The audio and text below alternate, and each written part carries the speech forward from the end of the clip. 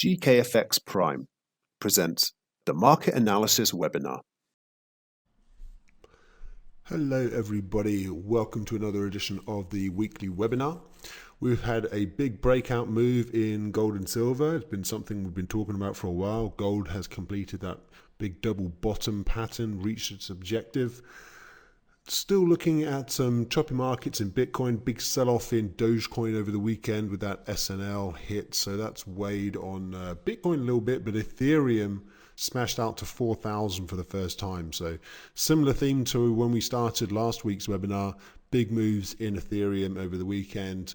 As far as the currency market though, as gold breaks higher, obviously those major currencies are breaking higher too. We'll look at all of this as we go through the webinar today. You can see the major asset classes that we're covering in front of us. If there is something else you want us to cover in these webinars, please just drop a comment in the video. It's very easy to interact with us and let us know what you want to see. Otherwise, click that like button. That really does help. Thank you very much for that. Right, let's have a look at the euro-dollar chart. So, pretty simple setup, I think you can see here, is that we had this trend line. I've just modified it a little bit to kind of demonstrate the purposes, but we had it something along these lines before. I think that pretty well demonstrates the downtrend that we were in. This was the support that we highlighted last week. We said that this is kind of the make or break. It's a confluence of this old trend line. There was a Fibonacci in there too, and this level. And it held pretty perfectly, held the previous low here, held these peaks, almost to the pip. And really it was those last 2 days of the week where the euro just exploded to the upside. Obviously Friday, it was those very soft non-farm payrolls numbers, not very soft, actually very good. Over 200,000 jobs created in the US. The expectation was 1 million. So way below the expectation, and that's what moves currency markets, obviously. And so we've broken to the top side. So we've got this little arrow just saying that really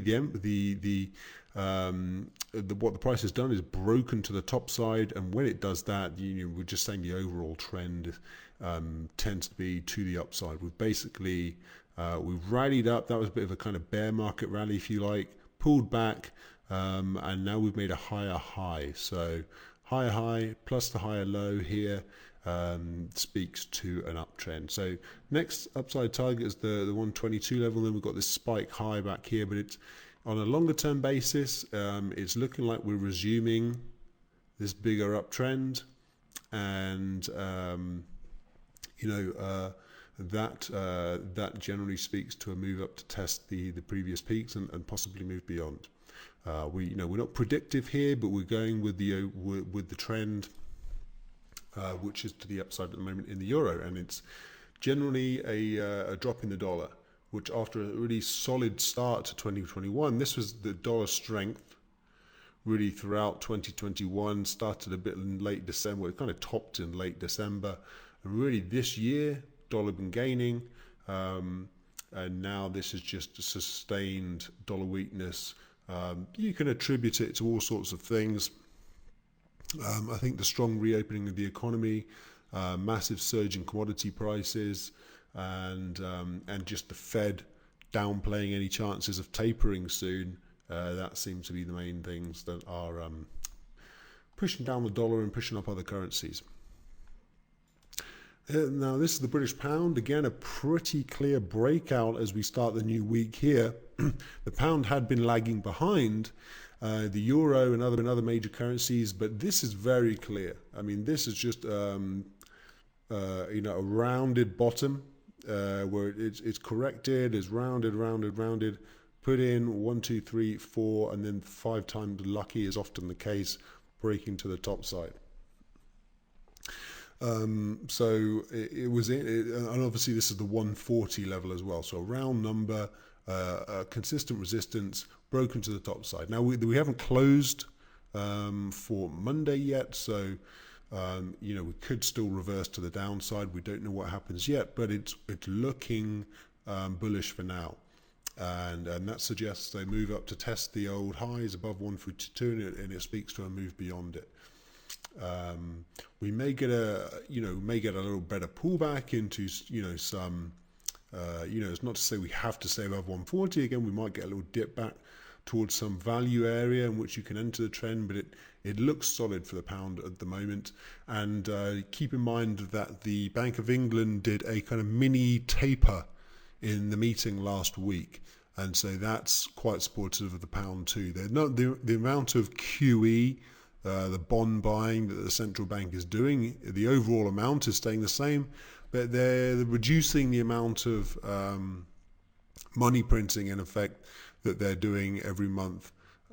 So that is less just physical selling pressure on the pound from the Bank of England now. So that also helps relieve some upside. Switching gears to dollar yen, we've been looking at this monthly trend line, and it's kind of interesting where it did look like at the end of last week that we were poking back above it. It was looking a little bit more optimistic, but then as of the end of, last week's webinar, it was looking a bit more optimistic because we'd poked back above it. Now, as of last week, we put in another bearish week. So I don't think anything's fully decided yet. The market probably doesn't quite know which way it wants to go. But obviously, we're in a generally weaker dollar environment, so that's pulling down dollar yen. And what we can see here is that that's that big long-term trend line, dropped back through it, tried to rally up through it, but actually stalled at the 61.8% retracement, something we did mention in last week's webinar. We rolled over a bit from there. We could push up again. Dollar yen doesn't necessarily have to trade perfectly in an opposite manner to the euro dollar and the pound dollar. 110 is the big level that needs testing, so we may still get a little rally up to 110. It's choppy at the moment. There's not a clear trend. We're basically this was the bullish uptrend. We're now in some sort of retracement. We don't know if the trend is reversed yet. So a little bit hard to play dollar yen at the moment. You could say there's a big push up, and this is an opportunity to buy into. Some people have been already, but it's not clear. So probably one of those markets where you just have to hold your hands up and say, well, the direction's not particularly clear at the moment, and stay clear. If you have a trading strategy that works for this kind of choppier environment, obviously all power to you, and that's a good market for you. If you're trend following, dollar yen not so good at the moment. Let's have a look at the Aussie dollar, and finally we have, after the false break of the head and shoulders pattern that we talked about for a while, we've now broken to the top side. Now, last week we were talking about, the chance of another head and shoulders pattern happening on a shorter term basis, which I'll zoom in on in a little bit. But amusingly enough, we had the false break above the longer term one, and you can see here just about on the daily chart, but I'll go down to the 4-hour chart just to demonstrate it. We had another false break to the downside on the of this. It wasn't really a head and shoulders in the end. I suppose it was actually a consolidation pattern, and we had an attempt to break below it, false break, and rallied strongly up through and broke to the top side of the resistance. So we've been in a range for a while. So you can see we paused at the top of the range, tried to sell off, and now big bullish candle taking us to the upside here. And so looks pretty dollar bearish, looks pretty strong Aussie at the moment. Looks like we've brushed off this whole attempt at a top, and the dollar is weakening, and other currencies are rising. So you can see an overall trend here, an overall pattern of dollar weakness, and that does give you a little bit more conviction in your trades when they're all kind of moving in sync. This was I just left this in because this did work quite nicely last week, because we had that drop down to the low. We talked about this series of pivot points as the midpoint of the range as a possible sell area. That did work out, and then we were looking for the breakdown through the bottom of the floor. If you trade the pure break, just on as soon as the price broke lower, you probably would have been caught out by this one. If you've been waiting for the close, a closing price, even on a 4-hourly basis, you would have avoided this false breakout. So Pros and cons of the of just trading the immediate break versus waiting for the close. This is an example where if you traded the break, you'd had to weather a big steep pullback, but then you still would have got in and covered this price action. On this instance, if you'd waited for the close, you'd have to wait for this second candlestick up here, and you wouldn't be, your entry point would be much higher. So pros and cons of trading, obviously. Right, let's switch gears to commodity markets. Let's have a look at WTI crude. We're still a similar thing to last week, really, where we're just inching along this rising trend line. We've not touched it the last couple of times. The market's managed to pull away, but not really exploded to the top side, not really exploded through the 67 level. It's just generally bullish.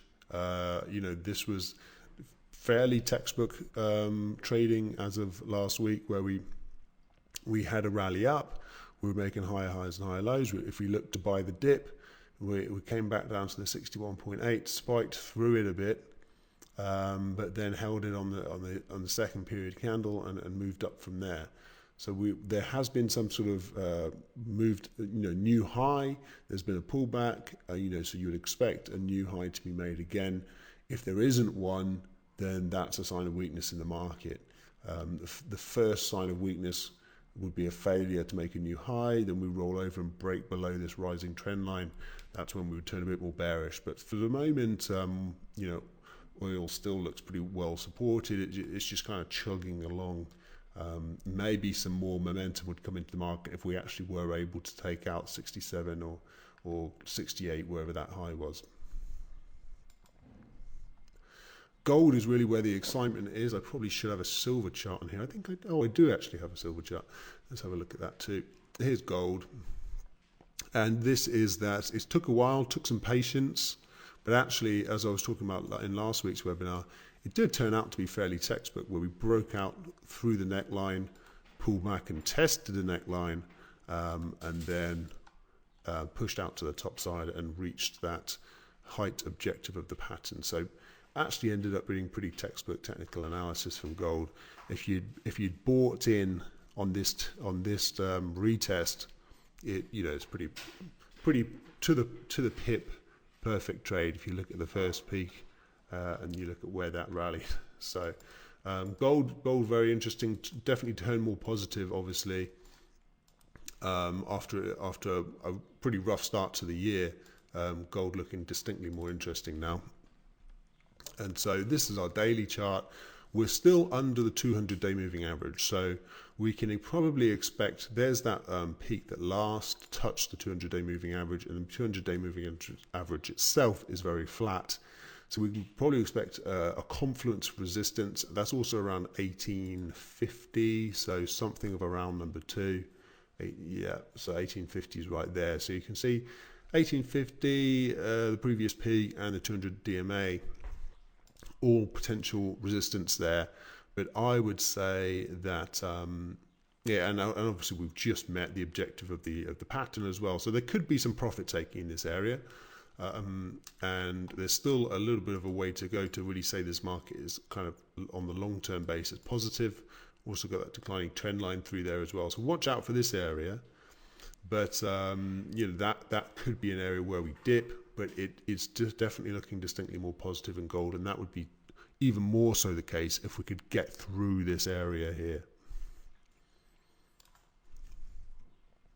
I did mention I'd pull up silver. Let's just have a look at that chart for a sec. Silver, so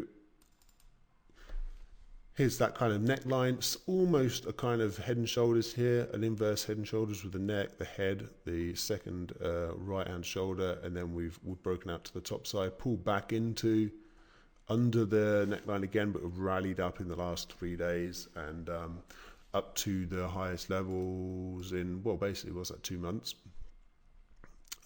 since late Feb, above 27, pushing into 28. And obviously this is the target if we are pushing higher, which is that kind of short squeeze high when the Reddit players started talking up talking up silver. And there is still that physical shortage of silver out there, and there's increasingly talk about shortages in all different parts of the economy, and there's lots of talks about inflation because you have a shortage of good. It means there's less of it around. People are willing to pay higher prices for it. Lumber is the most extreme example at the moment because of all the housing construction that's going on in the US, really pushing the price of a piece of wood up to record highs.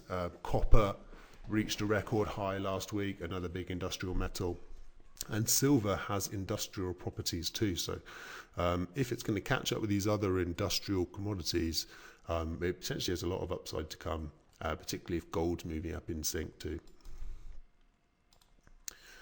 Right, let's have a look at the stock market. Obviously, our proxy is the S&P 500. We're still sort of looking at this RSI divergence. I didn't have a lot of confidence that this was really going to play out. It was more just kind of an interesting idea last week. We've popped above it in terms of the RSI trend line that was drawn through there. So we're moving back into an overbought level again, not quite there yet.